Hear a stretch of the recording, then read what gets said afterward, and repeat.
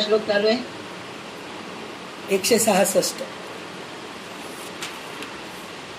श्री गणेशाय नमः, श्री सरस्वत्यै नमः, श्री गुरुभ्यो नमः, श्री मातृपितृभ्यो नमः, श्री कुलदेवताभ्यो नमः. ओम श्री परमात्मने नमः. तर आपण कालपर्यंत 165 मनाचे श्लोक, रामदास स्वामी निर्मित मनाचे श्लोकांचा अभ्यास केलेले आहोत. तर आता आज 166 पासून आपण मनाचे श्लोक घेणार आहोत. तर पहिले आपल्याला मनावर संस्कार कसे घालावे हे आपल्याला रामदास स्वामींनी सांगितलंय. म्हणजे काय, प्रभाते मनी रामचिंतित जावा हे सांगितलेले आहेत. आणि आपण साधना कशी करावी, चिकाटीने कसे राहावे, आपण नामस्मरण कसं करावं, हे सगळं आपल्याला स्वामी समजून सांगितले. पण आता जवळजवळ 140 म्हणल्यापेक्षा 120 श्लोकापासून समर्थ सांगतायत की सज्जनांच्या संगतीत राहा. तुम्ही सज्जनांच्या संगतीत राहून आत्मसाक्षात्कार करून घ्या आणि सद्वस्तू काय आहे हे कळून घ्या. तुम्ही दृश्य सृष्टीकडे भारावून जाताय, देहात्मबुद्धीमध्येच अडकून आहेत. तर ह्याच्यातून देहात्मबुद्धीतून बाहेर निघून आत्मबुद्धीकडे जायचं, आत्मसाक्षात्कार करून घ्यायचं.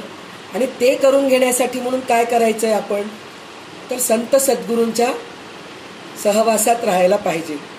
म्हणून ते सतत आपल्याला समजावून सांगतायत. पण इतकं समजावून सांगून सुद्धा आपल्याला फक्त हे 2 तास वाटतं की आपल्याला सगळं काही कळालंय आपल्याला. पण 2 तास झालं की परत आपल्याला आपण संसारामध्ये गुंततो.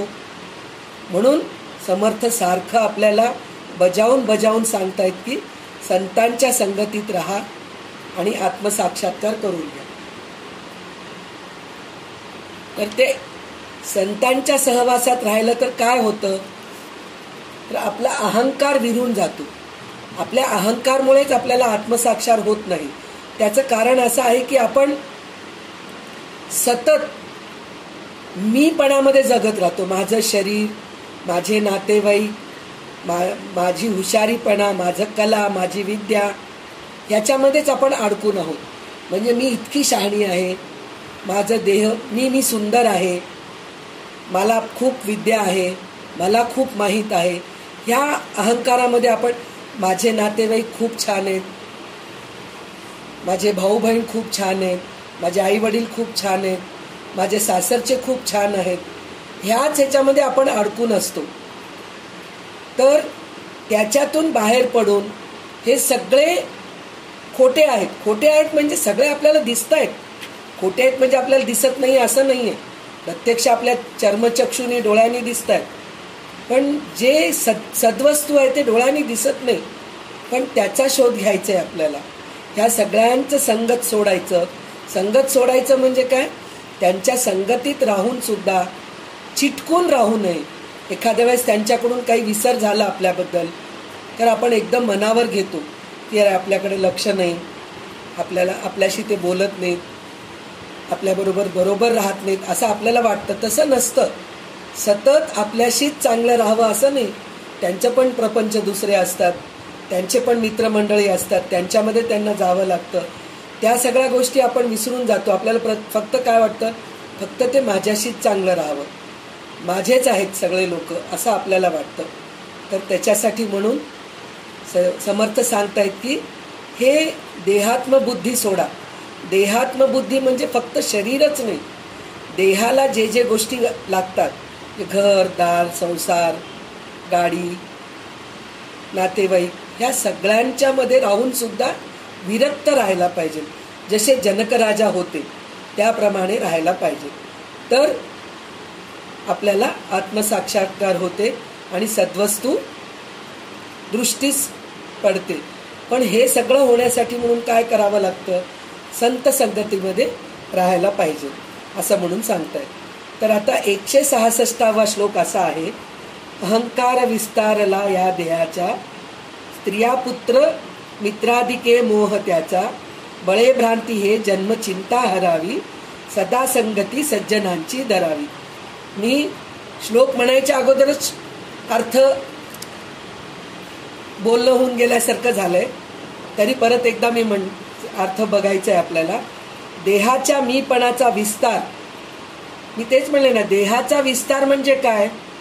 स्त्री, पुत्र, मित्र इत्यादी व्यक्ती मध्ये मन गुंतून राहते आपले.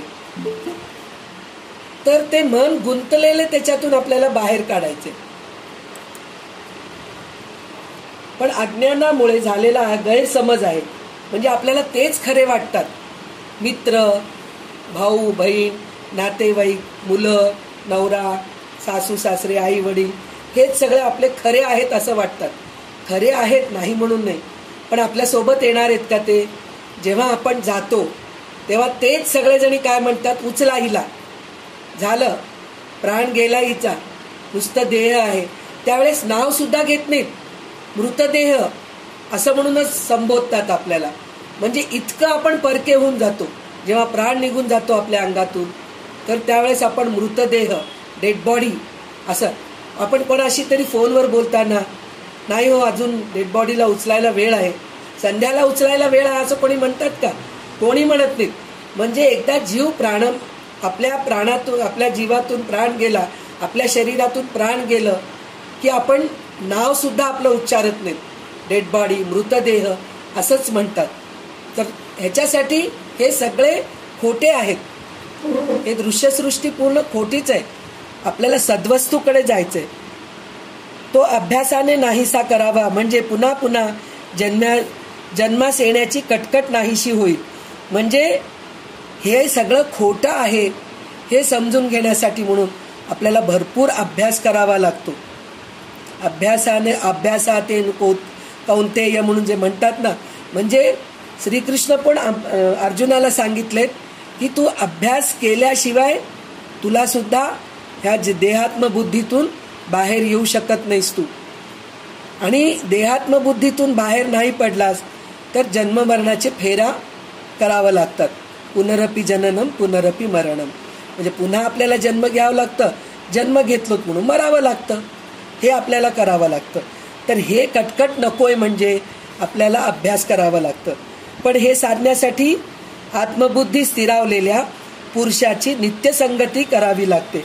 नित्यसंगती करावी लागते. नुसतं आज भेटलो आणि झालं संपलं असं नाही. सतत त्यांच्या संगतीत राहावं लागतं. त्यांचे सतत प्रवचन ऐकावं लागतं. तेव्हा कुठं पुन्हा पुन्हा अभ्यास केल्याने आपल्याला देहात्मबुद्धी जाते आणि सद्वस्तू आत्मसाक्षात्कार होते. बरा निश्चयो शाश्वताचा करावा, म्हणे दास संदेह तो विसरावा. घडीने घडी सार्थकाची करावी, सदा संगती सज्जनाची धरावी. हे 167वा श्लोक आहे. कायम टिकणाऱ्या आत्मवस्तूबद्दल मनाची निसंशय भावना करावी. श्री समर्थ सांगतात की मनाची दोलायमान अवस्था भूतकाळात नेऊन सोडावी. शिवाय आज प्रत्येक क्षण आत्मवस्तूकडे उपयोगात आणावा. पण हे साधण्यासाठी आत्मबुद्धी स्थिरावलेल्या पुरुषाची नित्यसंगत करावी. म्हणजे आत्मवस्तूच सत्य आहे. म्हणजे हे आत्मवस्तू काय आहे हे दिसणारी गोष्ट नाहीये. हे म्हणजे काय आहे? सतत आनंदात राहणं, कशाचीही चिंता न करणं, भूतकाळाची चिंता नाही, भूतकाळाचं आठवणी नाही आणि भविष्यकाळाची चिंता नाही, असं आपल्याला जगावं लागतं. तर कुठं आपल्याला सद्वस्तू दिसेल. तर त्याच्यासाठी काय करावं लागतं आपल्याला? आत्मबुद्धी स्थिरावलेल्या, म्हणजे जसे संत सत्पुरुष असतात, सतत आनंदी असतात पा, त्यांना कशाचा दुःखच नसतो. आता आपल्याला आपण रामदास स्वामींचंच आपण हे बघितलं की रामनवमीच्या वेळेस धान्य कमी पडतंय, तर ते काळजी केले का? नाही काळजी केले. ते स्वतः हे मनाचे श्लोक निर्माण केले आणि सगळं काही पदरात येऊन पडलं आणि रामनवमी एकदम छान प्रकारे साजरा होऊन गेले. म्हणजे असे संत सत्पुरुष असतात, त्यांना कशाचीही काळजी नसते, कोणत्या गोष्टीची काळजी नसते. कसं होईल बाबा असं त्यांना कधीच काळजी. आपण कच्या भाषेतच राहतो. कधी होईल, कोण येईल, कोण करतील, कशासाठी, काय, हेच प्रश्न असतात आपल्याला सतत. तर ह्या प्रश्नातून आपल्याला बाहेर येण्यासाठी म्हणून आत्मबुद्धीने स्थिरावलेल्या संतांच्या संगतीमध्ये आपण नित्य राहावे असं सांगतात. तर आपल्याला जवळजवळ मला वाटतं 205 श्लोक, आता पुढचे सगळे श्लोक हेच सांगतायत समर्थ रामदास स्वामी की संत संगतीच राहा आणि सद्वस्तूची शोध घ्या आणि देहात्मबुद्धी टाकून द्या, हेच सतत सांगत आहेत. करी वृत्ती जो संत तो संत जाणा, दुराशा गुणे जो नवे दैन्यवाणा, उपाधी देहे बुद्धी ते वाढविते, परिसज्जना केवी बाधू शकेते. आपल्या मनाला सर्वांगाने जो आत्ममय करतो तोच संत होय. म्हणजे आपल्या मनाला देहबुद्धी नाही म्हणून, म्हणजे देहाचा विचार न करता आत्मानंदामध्ये राहतो तोच संत आहे. त्याच्या अंतरी आत्मस्वरूपाहून अन्य वासनाच नसते. म्हणजे तो सतत आनंदामध्ये राहतो, त्याला दुसरी कोणती इच्छाच नसते. खाण्यापिण्याची इच्छा नसते, कोणत्या शरीराच्या स्पर्शाची इच्छा नसते, त्यांना कोणतं चांगलं वास पाहिजे म्हणून इच्छा नसते, काहीतरी ऐकावं म्हणून इच्छा नसते. म्हणजे पंचज्ञानेंद्रिय, पंचकर्मेंद्रिय ह्याची त्यांना कशाचीच इच्छा नसते. तेच त्यामुळेच ते मस्त असतात, म्हणजे आनंदात असतात. ते प्रपंचाचा पसारा देहबुद्धीला वाढवितो हे करे, पण संतांना त्याची बाधा होऊ शकत नाही. ते देहामध्ये असतात पण देहबुद्धीमध्ये नसतात. ते आत्मानंदात राहतात, देहबुद्धीमध्ये नसतात. म्हणजे नातेवाईकांची त्यांना काळजी नाही, मुलाबाळांची काळजी नाही, कशाचीही त्यांना काळजी नसते. देहबुद्धी म्हणजे शरीराची पण नाही. हे दुखतंय, ते दुखतंय. असे कित्येक संत आहेत की त्यांना कर्करोगाने त्रस्त झालेले होते शेवटच्या काळी. काही काही फोड झालेले असतात, त्यांना विषमज्वर आलेले आहेत, पण त्या गोष्टीकडे ते लक्ष दिलेलेच नाही. डॉक्टरला बोलावलं तरी बोलावू नका, माझं काही सगळं ठीक होतं. साईबाबांच्या बद्दल बघितलो आपण, गोंधवले महाराजांच्या बद्दल बघितलो आपण. असे कित्येक संत आहेत, रमण महर्षी आहेत, रामकृष्ण परमहंस आहेत. यांना सगळ्यांना शेवटी कर्करोग झालेला होता, रामकृष्ण परमहंस आणि रमण महर्षींना. पण ते म्हणाले रोग माझ्या देहाला झालेला आहे, माझ्या मनाला झालेलं नाही, माझ्या आत्म्याला झालेलं नाही. काही लोक तर ऑपरेशन करताना अनेस्थेशिया पण घेतले नाहीत. म्हणजे बेशुद्ध होण्याचं औषध जे देतात ते सुद्धा न घेता ऑपरेशन करून घेतलेले. ते ऑपरेशन सुद्धा आजूबाजूचे शिष्य वगैरे त्यांना खूप विनवणी करून ऑपरेशन करवलेले आहेत, पण त्यांना त्याचा काहीही दुःख नव्हता आणि ऑपरेशन झालं ह्याचा आनंदही नव्हता. ते त्यांच्या आत्मानंदामध्ये होते. असे जे आहेत असल्या संतांच्या सहवासात तुम्ही राहा असं रामदास स्वामी म्हणत आहेत. नसे अंत आनंत संतापुसावा, अहंकार विस्तार हा नीरसावा, गुणेवीण निर्गुण तो आठवावा, देहे बुद्धीचा आठवू नाठवावा. म्हणजे काय, अंत नसणारे अनंत परमात्म स्वरूप कसे आहे ते संतांना विचारावे.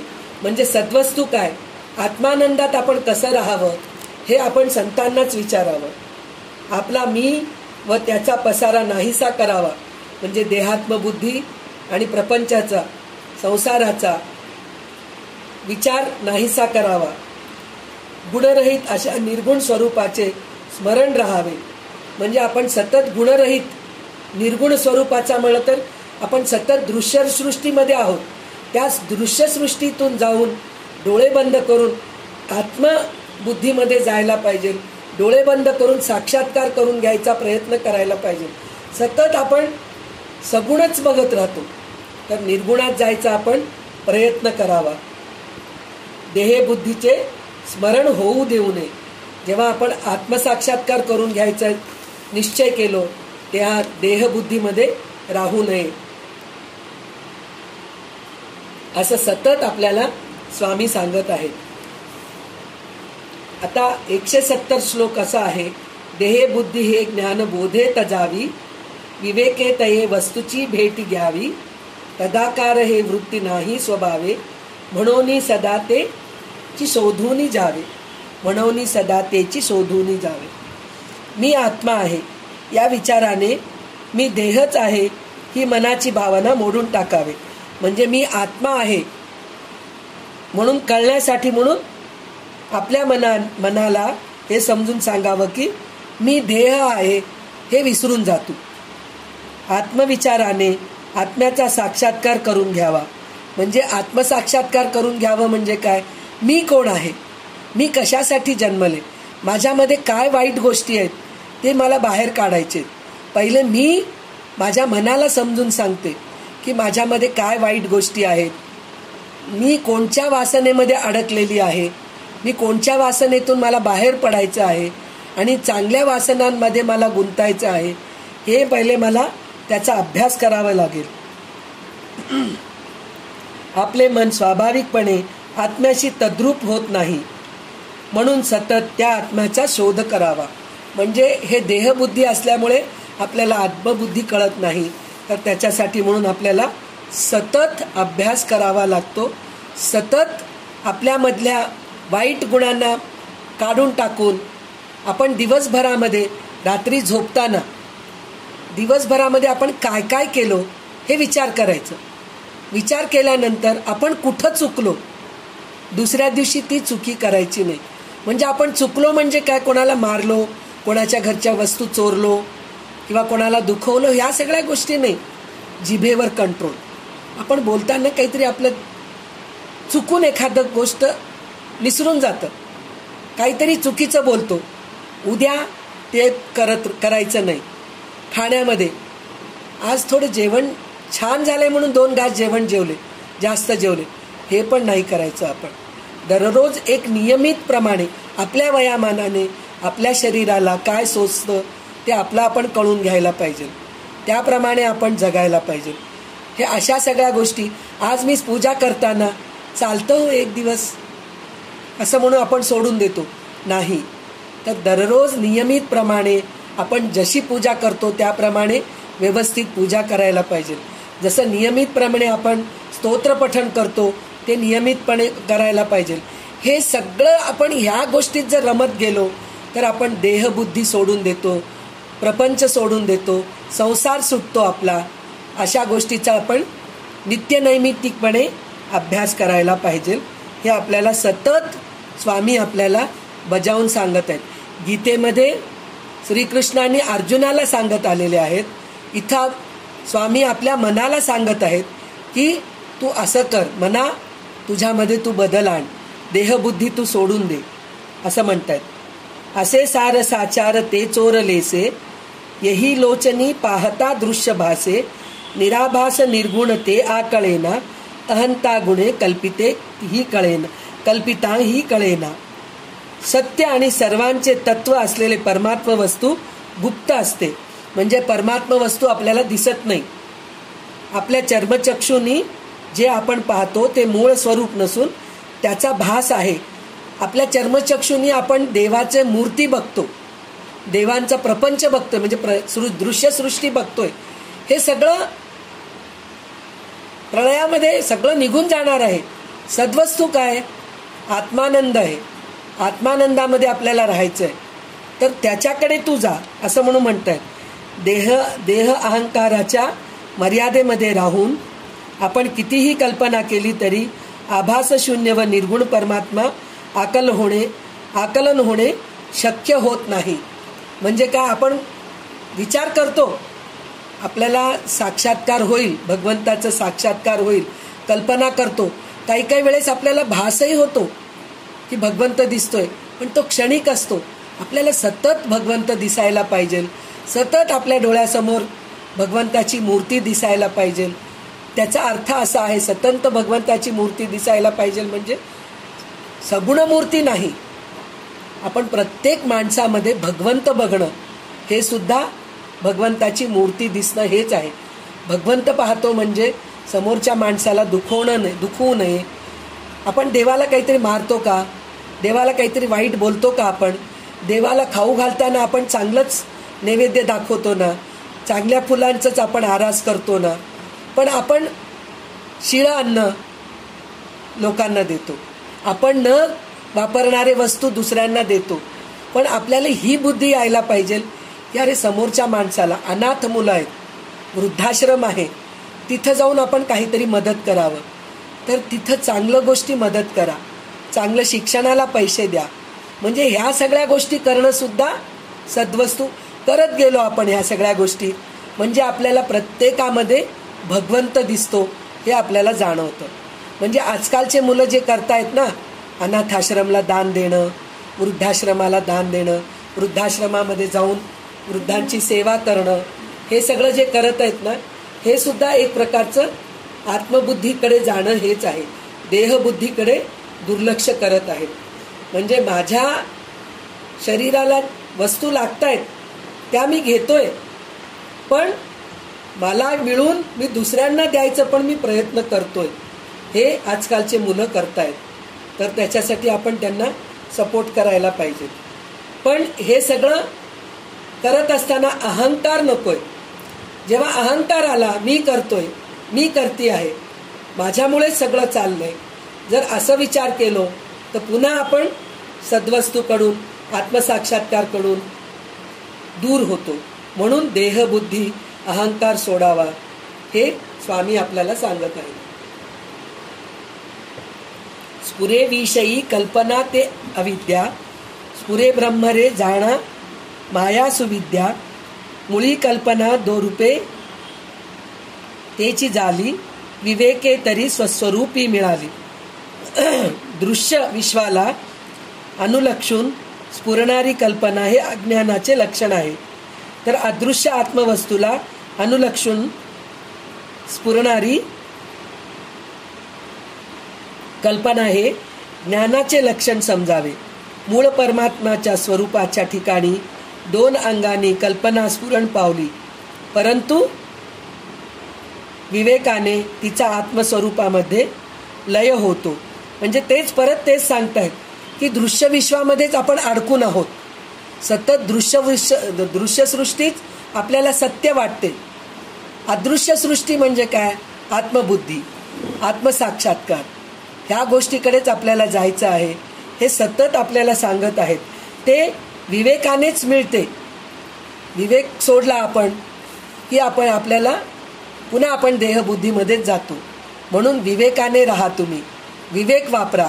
खरं काय आहे, खोटं काय आहे, या गोष्टीकडे तुम्ही लक्ष द्या आणि आत्मसाक्षात्कार करून घ्या आणि आत्म्यामध्ये राहा, देहबुद्धीमध्ये राहू नका. स्वस्वरूपी उदेला अहंकार राहो, तेने सर्व आच्छादिले व्योम पाहो, दिशा पाहता ते निशा वाढत आहे, विवेके विचारे विवंचूनी पाहे. अहंकारी रूपी राहू, जसं सूर्याला ग्रहण आलं राहूमुळे येतो, तर ते ग्रहण आलं तर कसं अंधार होऊन जातं की नाही, तसं आपल्याला आपल्या देहबुद्धीमुळे आपलं ज्ञानामध्ये सुद्धा अंधकार येतो. त्याच्यामुळे आपण देहबुद्धीमध्ये राहतो आणि आत्मबुद्धीकडे जात नाही. तर त्याच्यासाठी म्हणून समर्थ सूर्यग्रहणाचं उदाहरण दिलेले आहे की दिशा पाहता ते निशा वाढत आहे. दिशा पाहता ते निशा म्हणजे अंधार. म्हणजे सूर्यग्रहण झालं की काय होतं, सगळं अंधार होऊन जातं. खग्रास सूर्यग्रहण झालं तर बघा, एकदम संध्याकाळ झाल्यासारखं वाटतं. पक्षी सगळे परत निघून जातात. त्यांना वाटतं आता घरट्यांकडे जावं लागतं. दुपारी 12 वाजता जरी ग्रहण असला तरी तितकं म्हणजे राहू हे करून टाकतं सूर्याला. तर त्याप्रमाणे आपली पण देहबुद्धी, अज्ञान आपल्याला असंच झाकून टाकतं, अंधकारामध्ये ढकलतं, आपल्याला देहबुद्धीमध्येच ठेवतं. तर त्याच्यासाठी म्हणून आपण अज्ञानामधून ज्ञानाकडे जायचं आहे. म्हणजे आपण काय करायला पाहिजे? विवेके विचारे विवंचूनी पाहे. आत्मानात्म विचाराने या गोष्टीचे विवरण करून पाहावं. म्हणजे आत्मानात्म विचार करावं म्हणजे चांगले ग्रंथ वाचावे, चांगल्या संतांच्या सहवासात राहावं, सतत त्याचं चिंतन करावं. आत्मानात्म विचाराने म्हणजे सतत चांगल्या गोष्टीचं चिंतन करावं, तर कुठं आपल्याला परमात्म्याजवळ परमात्म्याच्या चरणाशी जायची चान्स मिळतं. जया चक्षुने लक्षिता लक्षवेना भवा भक्षिता रक्षिता रक्षवेना क्षयातीत तो अक्षये मोक्ष घेतो दया दक्षतो साक्षीने पक्ष घेतो. परमात्म वस्तू चर्मचक्षुने पाहण्याचा प्रयत्न केला तर पाहता येत नाही. ज्ञानचक्षुने तिचे दर्शन झाले की दृश्य विश्व विलीन होते. म्हणजे आपल्याला सद्गुरू ज्ञानचक्षु देतात.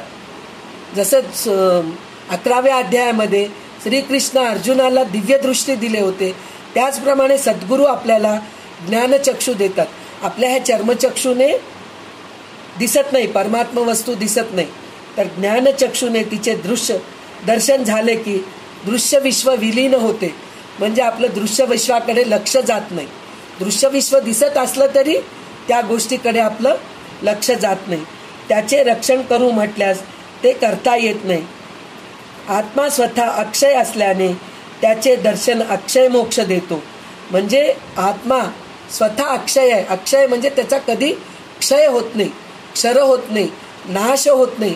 असा असल्यामुळे आपला आनंद सुद्धा कधीही नाश होत नाही, क्षय होत नाही, क्षर होत नाही. असा आपण आत्मानंदामध्ये राहतो. म्हणून सांगतायत आत्मा स्वतः अक्षय असल्याने त्याचे दर्शन अक्षय मोक्ष देतो. तो दयाळू तर खराच, परंतु केवळ साक्षीपणाने तो आत्मज्ञानी पुरुषांचा सांभाळ करतो. म्हणजे आत्मसाक्षात्कार झालं म्हणलं की कशाचाही त्रास न देता संत सद्गुरूंचा तो सांभाळ करतो. तर आपण सुद्धा त्यांच्या सहवासात राहिलं तर आपला सुद्धा ह्याच प्रकारे सांभाळ होतो. म्हणजे आपल्याला कोणत्याही गोष्टीचं सुखदुःखाचं काहीही घेणं देणं नसतं. जय पराजय, सुख दुःख, पुन्हा काय म्हणतात लाभ नष्ट, हे कोणत्याच गोष्टीचं आपल्याला घेणं देणं नसतं. पण सतत परमानंदात राहतो, सच्चिदानंदात राहतो. ह्याच्यानंतर 175वा श्लोक असा आहे. विधी निर्मिता लिहतो सर्व भाळी परिलिहता कोण त्याचे कपोळी हरू जाळीतो लोकसंहार काळी परिशेवटी शंकरा कोण जाळी. म्हणजे इथं म्हणलेले आहेत की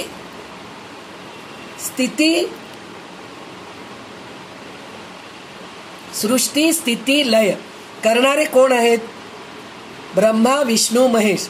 ब्रह्मा सृष्टी करतात, विष्णू स्थिती म्हणजे आपल्या सगळ्यांचं रक्षण करतात, आणि शंकर जे आहे ना रुद्र, हे जे संहार करतात म्हणजे प्रळय करतात. पण ह्यांचं सगळ्यांचं कोण काय करतं? ब्रह्माचं सृष्टी कोण केलंय, आणि विष्णूला स्थिती करण्याला कोण सांगितलंय, आणि रुद्राला संहार करण्याला कोण सांगितलंय? म्हणजे सगळ्यांचं नशीब आपल्या कपाळावर ते लिहिणारा देव आहे. पण ह्यांचं नशीब लिहिणारा कोण आहे? या तिघांचं नशीब लिहिणारा कोण आहे? तर त्याच्यापेक्षा एक थोर आहे. ते थोर कोण आहे त्याची शोध तुम्ही घ्या, असं म्हणून समर्थ सांगतायत. जगी द्वादशादित्य हे रुद्र 11 असंख्यात संख्या करी कोण शक्रा जगी देव धुंडाळिता आढळेना जनी मुख्य तो कोण कैसा कळेना. म्हणजे काय, विश्वामध्ये 33 कोटी देव आहेत आपण म्हणतो. तर ते 33 कोटी देव कोणचे आहेत? 11 रुद्र आहेत, 12 हे काय म्हणतात आदित्य आहेत म्हणजे सूर्य, 12 सूर्य आहेत, 2 अश्विनी कुमार आहेत, असे 33 देव आहेत. तर हे देव आहेत. इंद्राची संख्या तर खूप आहे. असंख्यात संख्या करी कोण शक्रा, म्हणजे शक्रा म्हणजे इंद्र. इतके आहेत की त्यांची गणना करणे कठीण आहे. जगी देव धुंडाळिता आढळेना. देवतांच्या समुदायामध्ये देवांचा शोध केला तर तो आढळत नाही. म्हणजे इतके देव आहेत, कोणत्या देवाला आपण पूजा करावं हेच आपल्याला कळत नाही. सर्व देवांचा मुख्य देव कोण व कसा आहे हे कळत नाही. तर हे कळण्यासाठी काय करावं? तुटेना फुटेना कदा देव राणा, चळेना ढळेना कदा दैन्यवाणा, कळेना कळेना सदा लोचनासी, वसेना दिसेना जनी मी पणासी. मुख्य देव म्हणजे ईश्वर कधी तुटत नाही, फुटत नाही. म्हणजे नैनम छिंदंती शस्त्राणी हे आपण याच्या अगोदर सुद्धा बघितलेलं आहे. नैनम दहती पावक न चैनम क्लेदयंत्यापो न शोषयती मारुतः. म्हणजे इथं ते कधी फुटत नाही, कधी तुटत नाही, कधी चळत नाही. ह्याचा अर्थ शस्त्राणी कधी तुटत नाही. नैनम छिंदंती शस्त्राणी हे काय आहे? आत्मा आहे. ते चर्मचक्षुला दिसत नाही. देहंकारामुळे त्याचे अस्तित्व भासत नाही. तो प्रत्ययास येत नाही. म्हणून जया मानला देव तो पूजित आहे, परिदेव शोधोनी कोणी न पाहे. जगी पाहता देव कोट्यान कोटी, जया मानली भक्ती जे तेची मोठी. ज्याला जो देव आवडतो तो त्या देवाची पूजा अर्चना करतो. खरा देव कोणी शोधून पाहत नाही. लोक पाहता लोकात पाहावे तर असंख्य देव आहेत. ज्याला ज्याची भक्ती आवडते तीच तो श्रेष्ठ मानतो. म्हणजे आपणच म्हणतो ना, आमची कुलदेवता ही आहे, आमची इष्टदेवता ही आहे, असं आपण म्हणतो. तर आपण त्या देवतांची पूजा करतो, आपण त्याच्यातच आनंद मानतो आणि दुसऱ्या देवांकडे आपण दुर्लक्ष करतो. असं होतं आपल्याला. तर संत सत्पुरुष माझेच संत श्रेष्ठ आहेत. मला रामदास स्वामी आवडतात, मला ज्ञानेश्वर स्वामी आवडतात. म्हणजे ज्यांच्या स्वभावाप्रमाणे तसे त्यांना सद्गुरू भेटतात, त्याचप्रमाणे त्यांना देव भेटतो. तर ह्याच्या पुढे त्यांनी हे कसं सांगितलंय, म्हणजे देव सुद्धा कसे आहेत, त्यांना ज्या गोष्टी आवडतात असे आहेत. मांसाहार बली देणारे देव, बलीची अपेक्षा करणारे देव आहेत. मांस मद्य पिणारे, म्हणजे असा आपणच निर्माण केलेलं आहे ते सगळं. पण तशा देवांना सुद्धा आपण पूजतो आहेत. जसं महाकालेश्वर आहे, त्या महाकालेश्वराला आपण जाऊन दारूचं नैवेद्य दाखवतात म्हणतात. असे देव सुद्धा आहेत म्हणून म्हणतात. तर ते तिन्ही लोक ते जेथोनी निर्माण झाले, तया देव रायासी कोणोही न बोले. जगी थोरला देव तो चोरलासे, गुरुवीण तो सर्वताही न दिसे.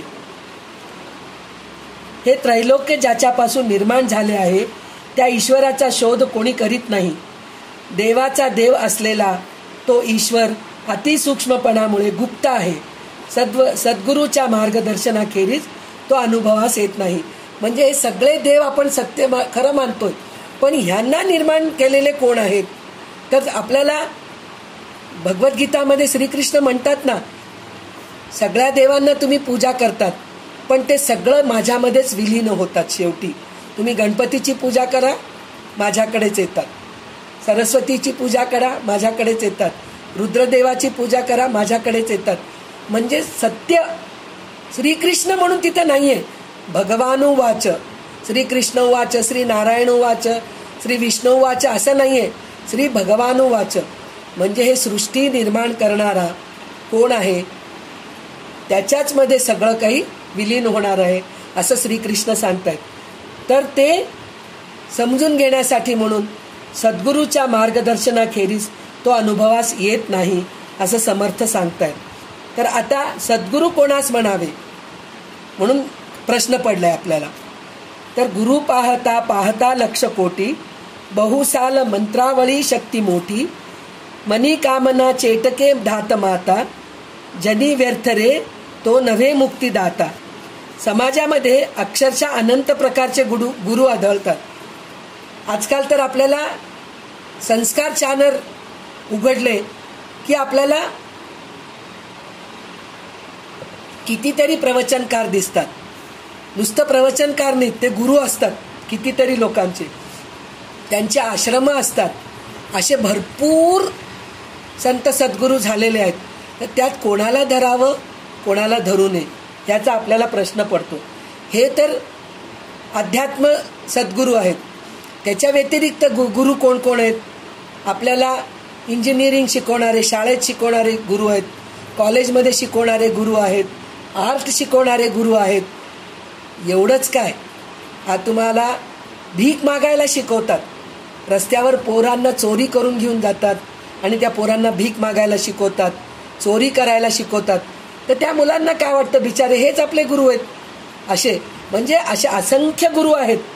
त्याच्यामध्ये आपण सद्गुरू कसं ओळखावं हे आपल्याला सांगणार आहेत.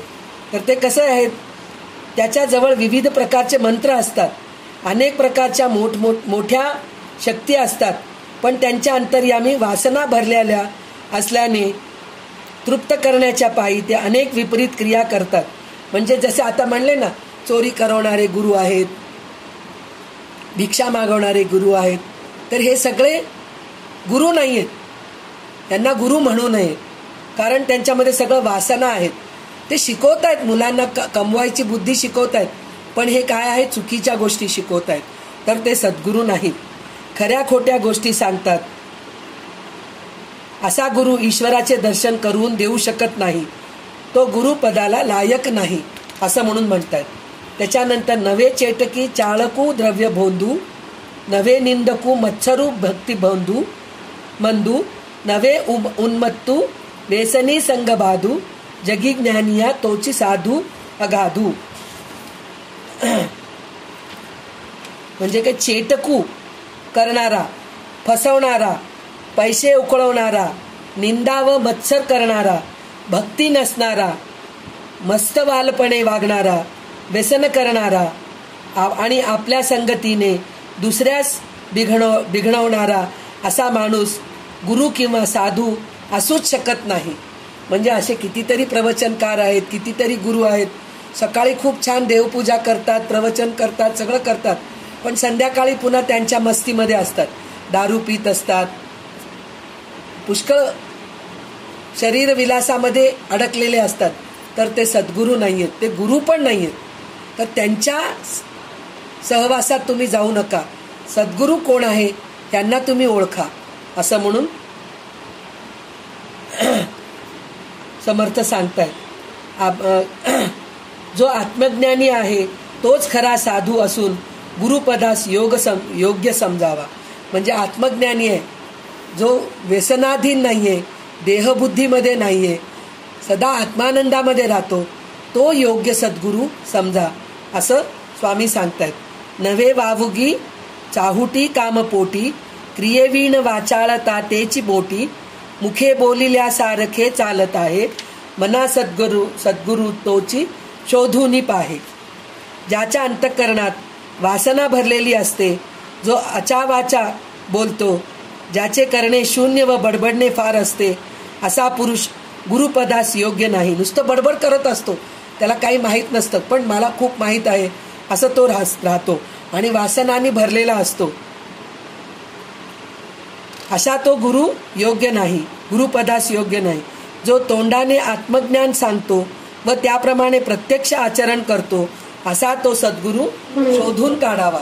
म्हणजे जो सदा चांगलंच सांगतो, आत्मज्ञान सांगतो, तो त्याच्याप्रमाणे आणि सांगतो तसा वागतो. आता मी तुम्हाला सांगते, अहो तुम्ही असं करू नका म्हणून सांगते, पण मी तेच करू लागलं तर मग काय त्याच्यात शहाणपण. दुसऱ्या सांगे ब्रह्मज्ञान, स्वतः कोरडे पाषाण असं होऊन जातं. तर पहिले आपण आचरण करावं, मग दुसऱ्यांना सांगावं. ते संत सत्पुरुष आहेत असं म्हणून आपल्याला स्वामी सांगत आहेत. जनी भक्त ज्ञानी विवेकी विरागी, कृपाळो मनस्वी क्षमावंत योगी, प्रभू दक्ष वित्पन्न चातुर्य जाणे, तयाचेनी योगे समाधान बाणे. जो भक्ती ज्ञान विवेक आणि वैरागी यांनी संपन्न आहे, क्षमाशील असून जो अतिशय करुणा संपन्न आहे, जो योगी आहे, जो वडीलपणाने वागतो, जो बहुश्रुत असून समाधान आहे आणि जो चतुरपणे वागण्याचे जाणतो, असा पुरुष गुरुपदास लायक समजावा. त्याच्या सहवासाने समाधान बांधते. म्हणजे सद्गुरूचे लक्षण ह्या श्लोकामध्ये समर्थ सांगतायत. काय काय आहेत सद्गुरूचे लक्षण ह्याच्यामध्ये? म्हणजे काय, जो भक्ती जाणतो, म्हणजे देवाची पूजा करणं जाणतो. ज्ञान, त्याला सगळ्या गोष्टीचं ज्ञान असतं. कोणतेही प्रश्न विचारा त्याच्याजवळ, आपल्या शंकेचं निरसन करतात, ते विवेकाने वागतात. म्हणजे हे लोक केलेत तर मी पण करायलाच पाहिजे, ते लोक केले नाहीत तर मी करू नये असं नाही. हे केल्याने चांगलं आहे, हे केलं तर वाईट होतं हे त्यांना कळतं. म्हणजे विवेकाने वागतात ते तसे. आणि वैराग्य, त्यांच्यामध्ये वैराग्य भरलेलं असतं, कोणत्या गोष्टीची वासना नसते, सतत वैराग्यात राहतात ते. त्यांनी संपन्न आहे आणि क्षमाशील आहेत. आपण काही चुकी केलो तर ते सद्गुरू क्षमा करतात आपल्याला. बाबा आज तू चुकी केलास, बाबा तुझ्या हातून चुकी झाली, पुन्हा करू नकोस असं आपल्याला नीट प्रेमाने समजून सांगतात, क्षमा करतात. आणि अतिशय करुणा संपन्न असतात.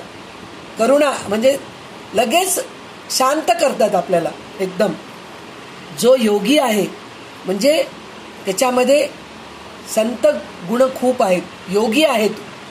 असा जो वडिलाप्रमाणे वागतो, म्हणजे आपले वडील आपल्याशी कसे वागतात, आपल्याला काय पाहिजे काय नको आपल्याला विचारावं लागतं का आपल्या वडिलांना? नाही, ते स्वतःच समजून घेऊन आपल्याला आणून देतात. आपल्याला काय, आपण कोणतं शिक्षण शिकावं आपल्या वडिलांना कळतं, त्याप्रमाणे आपल्याला तसल्या शाळेमध्ये घालतात, त्या कोर्सला आपल्याला पाठवतात. तसंच संत सद्गुरूसुद्धा वडीलधाऱ्यांप्रमाणे राहतात. जो बहुश्रुत असून सावधान असतो, म्हणजे बहुश्रुत म्हणजे खूप काही बोलता येतं त्यांना, पुष्कळ काही त्यांना माहीत असतं, पण सावधान असतात ते. म्हणजे कुठं बोलायचं त्यांना कळतं, उगीच बडबड करत नाहीत. बहुश्रुत असून सुद्धा सावधान असतात ते. जो चतुरपणाने वागण्याचा जाणतो, म्हणजे हुशारीने वागतो तो, असा पुरुष गुरुपदास लायक समजावा. त्याच्या सहवासाने समाधान बांधते. म्हणजे अशा लोकांच्या सहवासात गेलं तरच आपल्याला समाधान मिळतं.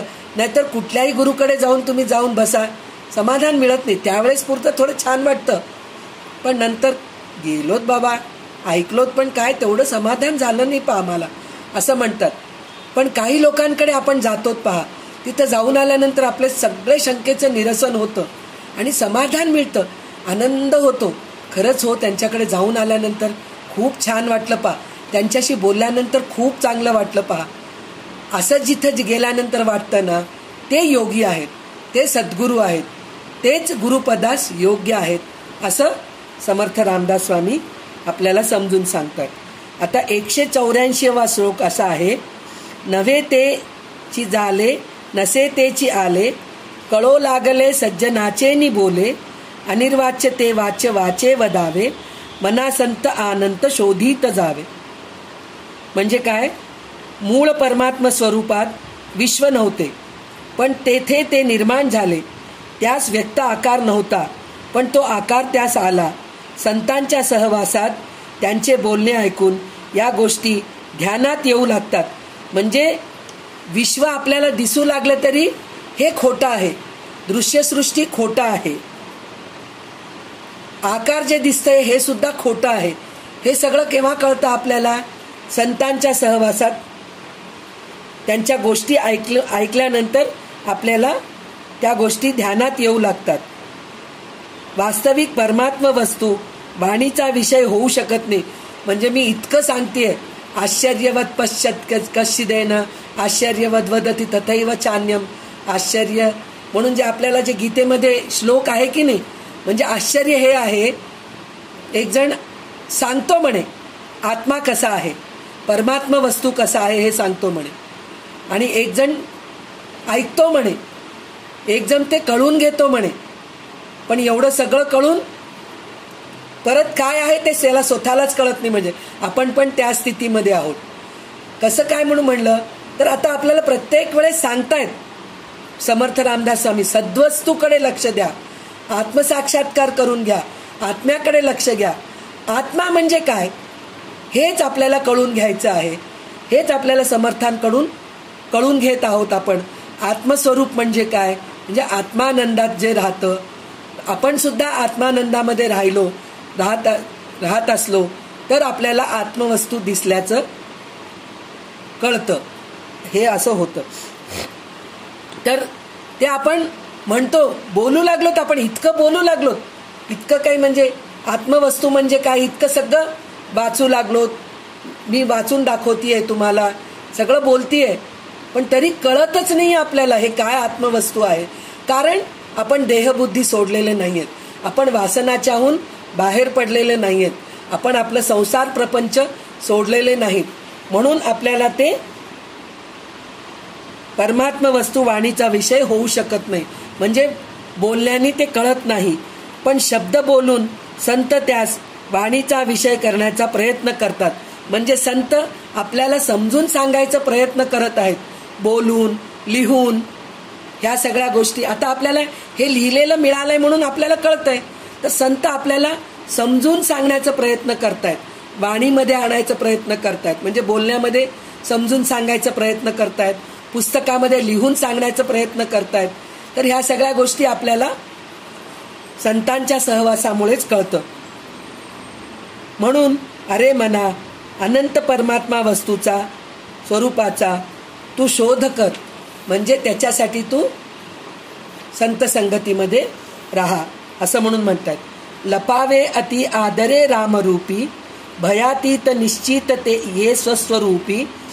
कदा तो जनी पाहता ही दिसेना, सदा ऐक्यतो भिन्न भावे वसेना. म्हणजे आपण अगदी मनापासून परमात्म स्वरूपात मिळून जावे. ते आत्मस्वरूप सर्व प्रकारच्या भीती व चिंता या पलीकडे आहे. लोक त्यास पाहतात, पण तो कोणास दिसत नाही, कारण तो सदैव परमात्म रूप असतो, वेगळेपणाने उरतच नाही. म्हणजे आपल्याला जेव्हा आत्मसाक्षात्कार होते, परमात्म वस्तूमध्ये आपण मिळून जातो, आत्मसाक्षात्कार होते, तर त्यावेळेस काय होतं, आपल्याला भीती चिंता याच्या पलीकडे निघून जातो. आपण कशाची चिंता राहत नाही आपल्याला, कशाची भीती राहत नाही आपल्याला, असा आपण निघून जातो. कारण तो स्वतः तसा आहे, आत्मस्वरूपच तसं आहे, कशाची त्याला चिंता नाही आणि कशाची भीती नाही. म्हणून आत्मा आणि मी वेगळे आहेत हे आपल्याला जाणवतं. वेगळेपणा उरतच नाही तिकडं.